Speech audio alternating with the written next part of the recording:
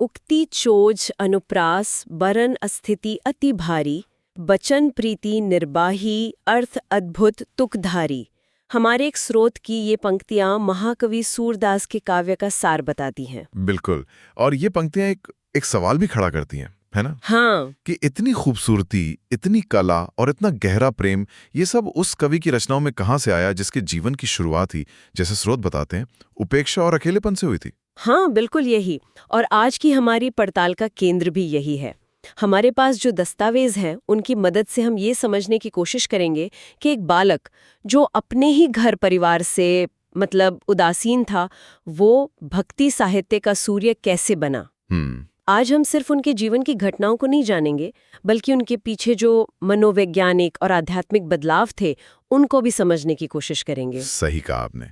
हमारे पास जो अंश है वो उनके जन्म से लेकर उनके वैराग्य, फिर गुरु से उनकी मुलाकात और यहाँ तक कि मुगल बादशाह अकबर के दरबार तक पहुँचने की पूरी कहानी कहते हैं। तो चलिए इस यात्रा के हर पड़ाव को जरा बारीकी से देखते हैं। जरूर। तो कहानी की शुरुआत होती है दिल्ली के पास सीही गांव से। संवत 1535 वैशाख शुक्ल पंचमी। स्रोतों बताते हैं कि जन्म एक सारस्वत ब्राह्मण परिवार में हुआ, लेकिन जो बात मुझे सबसे ज्यादा सोचने पर मजबूर करती है वो है उनके बचपन में मिली उपेक्षा। आमतौर पर बचपन की उपेक्षा मन में कड़वाहट भरती है, गुस्सा भरती है, पर यहाँ स्रोतों के हिसाब से वैराग्य पैदा हुआ। क्या ये उनके असाधारण व्यक्तित्व का पहला संकेत था कि उन्होंने एक नकारात्मक अनुभव को एक आध्यात्मिक खोज में बदल दिया? ये एक बहुत ही महत्वपूर्ण बिंदु है, बहुत ही गहरा। ये दिखाता है कि उनका झुकाव शुरू से ही बाहर की दुनिया से ज्यादा अपने अंदर की दुनिया की तरफ था। अच्छा। जब बाहरी दुनिया से वो स्नेह, वो स्वीकृति नहीं मिली, तो उन्होंने अंदर मुड़कर देखना शुरू कर दिया। स्रोतों में साफ लिखा है कि घर के लोग, यहाँ तक कि पिता भी, उनके प्रति उपेक्षा का भाव रखते थे। तो इसी अकेलेपन ने उन्हें दुनिया की नश्वरता का एहसास बहुत ही कम उम्र में करा दिया। वैराग्य कोई एक दिन का फैसला नहीं था, ये उनके रोज के अनुभवों का एक नतीजा था। और इसी वैराग्य ने उन्हें घर छोड़ने पर मजबूर किया। दस्तावेज बताते हैं कि बहुत कम उम्र में उन्होंने घर छोड़ दिया और गांव के बाहर एक तालाब के किनारे एक पीपल के पेड़ के नीचे रहने लगे। अकेले? हाँ, अकेले। ये अपने आप में एक बहुत बड़ी बात है। एक बच्चा जो समाज से कटकर प्रकृति और एकांत में सुकून ढूंढ रहा है। हाँ, और शायद यही उन्हें अपनी अलौकिक शक्तियों का पहला अंदाजा हुआ होगा। वो जो एक प्रसंग मिलता है ना स्रोतों में, एक जमींदार की खोई हुई गाय का पता बताने वाला। हाँ, मैंने भी पढ़ा है। वो सिर्फ एक चमत्कार की कहानी नहीं है, वो इस बात का संकेत है कि उनकी अंतर्दृष्टि बहुत गहरी थी। और फिर उस जमींदार ने प्रभावित होकर उनके लिए एक झोपड़ी बनवा दी और यहीं से उनकी ख्याति एक सिद्ध पुरुष के तौर पर फैलने लगी। लेकिन दिलचस्प बात तो ये है कि वो इस ख्याति से भी ऊब गए। बिल्कुल। पहले वो सांसारिक उपेक्षा से भागे, तो फिर सांसारिक प्रसिद्धि ने उन्हें घेर लिया और वो उससे भी भाग खड़े हुए। ऐसा लगता है जैसे वो किसी और ही चीज की तलाश में थे। सही कहा। लोगों की भीड़ उनके एकांत में, उनकी साधना में बाधा बन रही थी। वो जिस सुकून की तलाश में थे, वो उन्हें इस छोटी मोटी सिद्धि और प्रसिद्धि में नहीं मिल रहा था। और यही बेचैनी उन्हें मथुरा और आगरा के बीच यमुना किनारे गौघराग ले गई और यहीं उनके जीवन की धारा पूरी तरह बदलने वाली थी। संवत 1567 में? जी, संवत 1567 में गौघाट पर उनकी मुलाकात महाप्रभु श्री वल्लभाचार्य से हुई। मुझे ये मुलाकात हमेशा से बहुत आकर्षित करती है।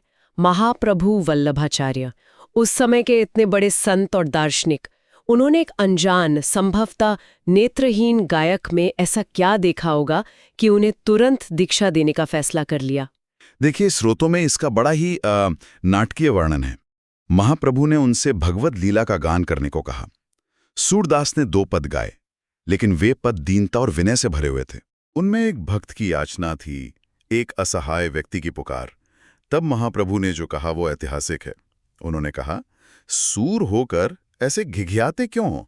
कुछ भगवत लीला का वर्णन करो। ये सिर्फ एक डांट नहीं लगती, इसमें एक चुनौती है, एक प्रेरणा है। सूर यानी सूर्य या वीर।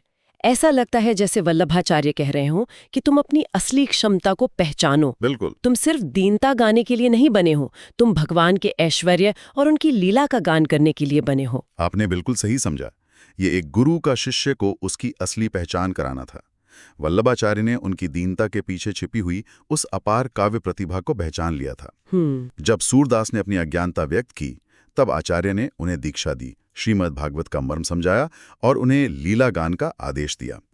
यह सूरदास के लिए एक कह सकते हैं कि दूसरा जन्म था। हाँ, उनकी कला को एक मकसद मिल गया था, एक दिशा मिल गई थी। तो ये था वो निर्णायक पल जब उस अकेले उदासीन बालक को अपनी ऊर्जा को दिशा देने वाला एक केंद्र मिल गया। बिना गुरु के शायद ये प्रतिभा बस एक स्थानीय चमत्कार बनकर रह जाती, भक्ति साहित्य का सूर्य नहीं बन पाती। सही बात है। तो अब वे गोवर्धन में थे, गुरु के संरक्षण में, लेकिन एक कलाकार के लिए माहौल का बदलना सब कुछ बदल सकता है। तो गौघाट के एकांत और गोवर्धन की इस नई व्यवस्थित भक्ति प्रणाली ने उनके काव्य की शैली पर क्या असर डाला? बहुत गहरा असर डाला।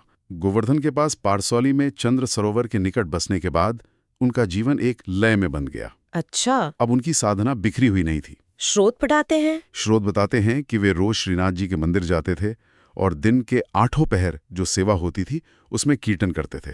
और सबसे बड़ी बात ये थी कि वे हर दिन एक नया पद रचकर गाते थे। हर दिन एक नया पद? जी, ये अनुशासन और भक्ति का जो संगम था, उसने उनकी काव्य प्रतिभा को नई ऊंचाइयों पर पहुंचा दिया। और यही वे अष्टछाप के कवियों में शामिल हुए।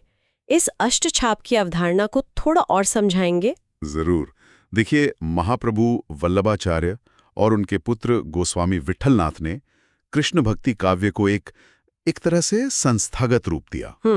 उन्होंने 8 सर्वश्रेष्ठ कवियों का एक समूह बनाया जो श्रीनाथ जी की अष्टायाम यानी दिन के 8 प्रहर की सेवा में अपनी काव्य रचनाओं से कीर्तन करते थे। अच्छा। इन 8 कवियों के समूह को ही अष्टछाप कहा गया। और सूरदास न सिर्फ इसके सदस्य थे, बल्कि उन्हें तो अष्टछाप का जहाज कहा जाता था। अष्टछाप का जहाज? जी, वे इन सब में शिरोमणि थे, सबसे प्रमुख। वाह। और कहते हैं कि यहीं पारसौली की शांत और भक्तिमय छांव में बैठकर उन्होंने सूर सागर जैसे विशाल ग्रंथ की रचना की, एक ऐसा ग्रंथ जो आज भी हिंदी साहित्य की अनमोल धरोहर है। और यहाँ जो बात ध्यान देने वाली है वो ये है कि उनकी ख्याति अब सिर्फ भक्त समाज या मंदिरों की चारदीवारी तक ही सीमित नहीं रही। इन दस्तावेजों के अनुसार उनकी प्रसिद्धि की गूंज मुगल बादशाह अकबर के दरबार तक पहुंच गई थी। हाँ, ये प्रसंग तो बहुत ही मशहूर है। संवत 1623 में जब अकबर अपनी राजधानी आगरा से फतेहपुर सीकरी ले जा रहे थे, तो उन्होंने संगीतकार तानसेन से सूरदास की बहुत प्रशंसा सुनी। और अकबर ने उनसे मिलने की इच्छा जताई। जब मुलाकात हुई तो अकबर, जैसा कि बादशाहों की आदत होती है, अपनी प्रशंसा में कुछ गाने को कहा। और सूरदास ने जो जवाब दिया वो उनकी भक्ति की दृढ़ता और उनकी निर्भीकता का शिखर है। उन्होंने एक पद गाया जिसकी पंक्तियां थीं, नाहिन रह्यो हे मह और नंद नंदन अछत कैसे आनिए। और यह सिर्फ एक कवि का जवाब नहीं है, यह एक भक्त का आत्मसम्मान है। बिल्कुल।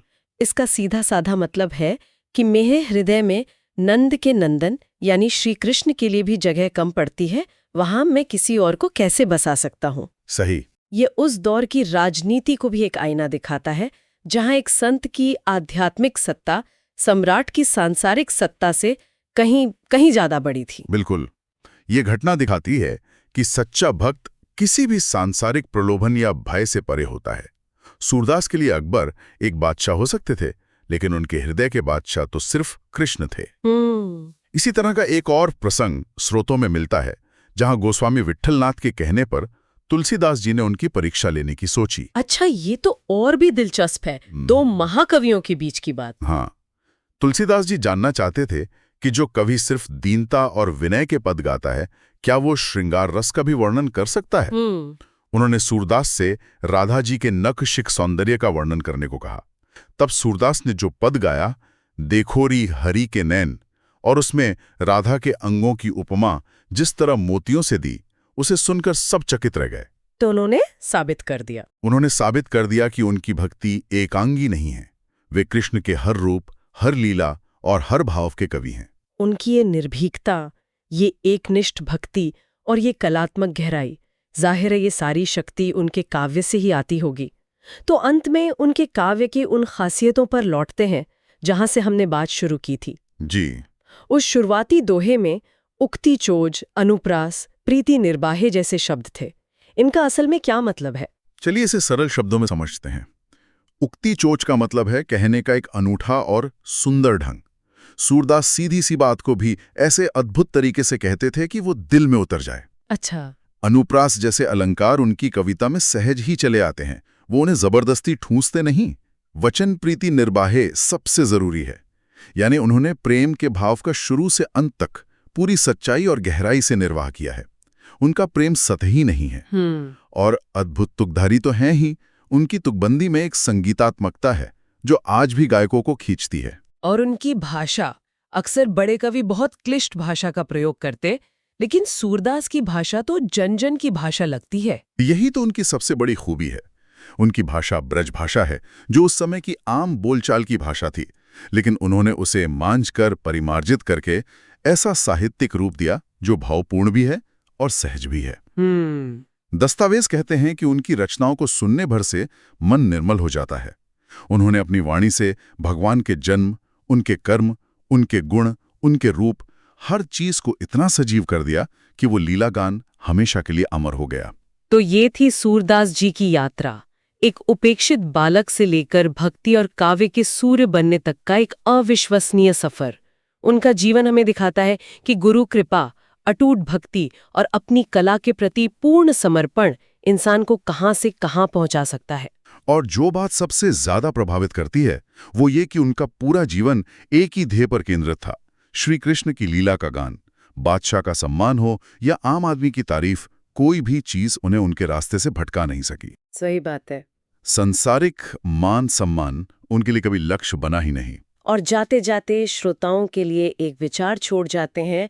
आज की दुनिया में जहां हमारा ध्यान खींचने के लिए हजारों चीजें हैं, जहां सोशल मीडिया पर बाहरी प्रशंसा पाने का इतना दबाव है, वहां किसी एक लक्ष्य, एक विचार या एक आस्था के प्रति सूरदास जैसी अनन्य, अटूट और निर्मल निष्ठा बनाए रखना कितना मुश्किल है या कितना जरूरी